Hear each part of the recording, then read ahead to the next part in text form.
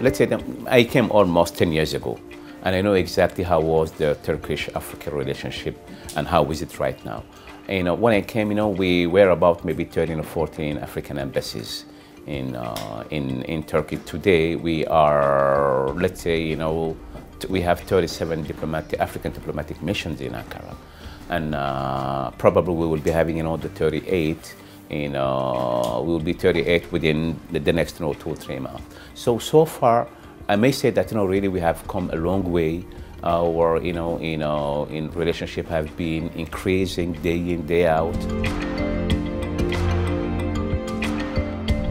In 2005, I think the trade volume between Turkey and Africa was about $6 million, $6 billion per year. And today is about 29 billion every year. But I'm sure that without the COVID-19, which has a negative impact in the global economy and disrupted completely the whole economy, without the pandemic COVID-19, we would have been probably to 40. And I'm sure that in the next 5-6 years, we will be reaching $50 million very easily. We have today many African students coming to Turkey for university. And if I give you some examples, on 2013, we were having as Africans in around 4,700 or 800, African students in Turkish universities. It was 2013. Today, academic year 2021-2022, we have 37,000 African students in Turkish universities. And this is a big step forward.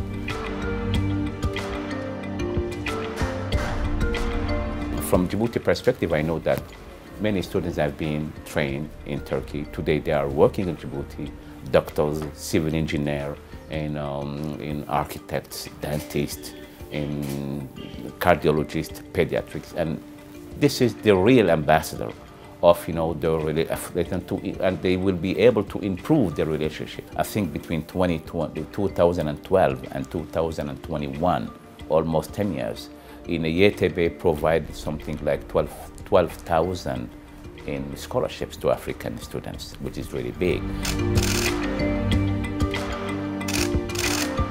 And in the action plan, one of the most important items that we need maybe to underline is increasing the trade, increasing in the health system as well, but underlining that the most important thing is industrialization.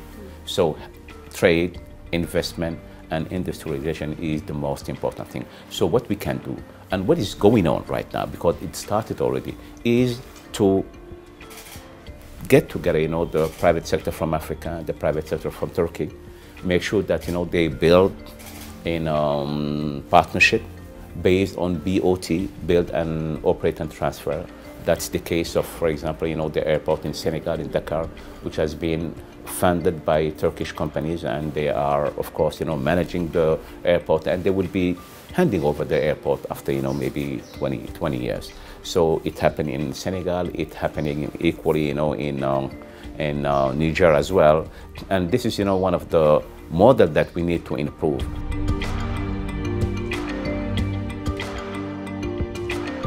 The other model that we would like, to emphasize, which is very important as well, is joint venture. Joint venture, between Turkish private sector and African private sector as well. So agriculture is very important because, we are living in a period today in a very deep crisis. We are going, we are running out of, wheat and flour due to the conflict in Ukraine and Russia. And so we need to get back to the land. And probably, as you may know, in Africa has 60% of the farming land available in the whole world. 60% are in Africa. So we need to get back to, develop, the agriculture. So Africa has a bright future. I think we have, the resources in oil, gas, natural resources, animal resources. In Africa is today, is supplying, let's say it represents 9.6% of the global output of oil. This is, half of the, how can I say, the world gold supply. Half is coming from Africa. 90% of the cobalt supply in the world, 90% of the platinum supply of the world, 2/3 of the manganese, supply, oils, let's say, manganese supply, in the world state. I think we have the capacities today and the capabilities and the resources, but we need to build fair partnership and strong partnership. And we think that with Turkey, we can do something. In 2004, if you take as an example, for example, Turkish Airlines.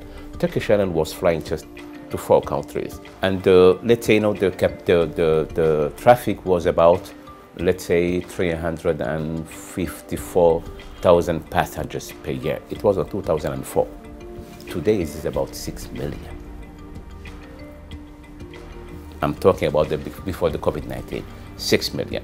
So a big step forward has been made, and strong commitment from Turkish politically, in the establishment as well. And really, we would like to thank, the State House, President Erdogan, the Minister for Foreign Affairs, for this commitment to build very, very strong partnership with Africa, and from our side, as well from the African side, a lot of commitment and dedication has been shown as well. So we really hope that in the near future we will be achieving something really big. I'll tell something about the region that I know very well, the eastern part of Africa, and mainly in Djibouti, Ethiopia, Somalia, Sudan, and the Red Sea, let's say. The relationship between Turkey and this part of Africa, the eastern part, let's say the countries located along the Red Sea, and the relationship are really going back to the 16th century. And we have evidence. There is still, there is some in a building, from the Ottoman time, and there are some names. There are some, draining, water pipes, built at that time in many areas like Zela or Berbera in the northern part of Somalia. In Djibouti, we have as well some, facilities which have been built by at the Ottoman time. In Ethiopia as well, a huge presence of, people, who they have, African, let's say, in Turkish, accent, and we feel that this is the past, and today, African people are very much educated, and well educated. They know exactly what they have. They know, the capacity. They know, their richness, and they are very aware that, they have resources under, they feet, and they have a clear idea of what they need to do in the future. Some mainstream media was providing or giving to the global audience about Africa is just fake news, if I may say like that. It's just fake news.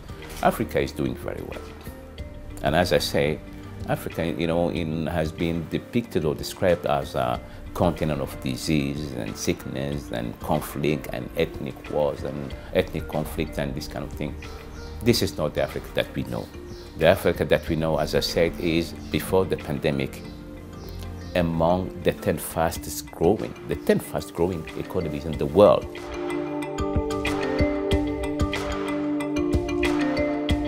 And inshallah, we hope with TRT World and with TRT France that we will be having very soon, and we are waiting for the result, real image from Africa, and we are very confident. I'm sure that we will be having that. Another agency is very present in many African countries and is giving a clear picture. And really, we would like, as African diplomatic missions in Turkey, we would like, to have close connection with another agency to provide the real information and the bright future that we are having and the way we are really moving ahead. And I think we are very confident.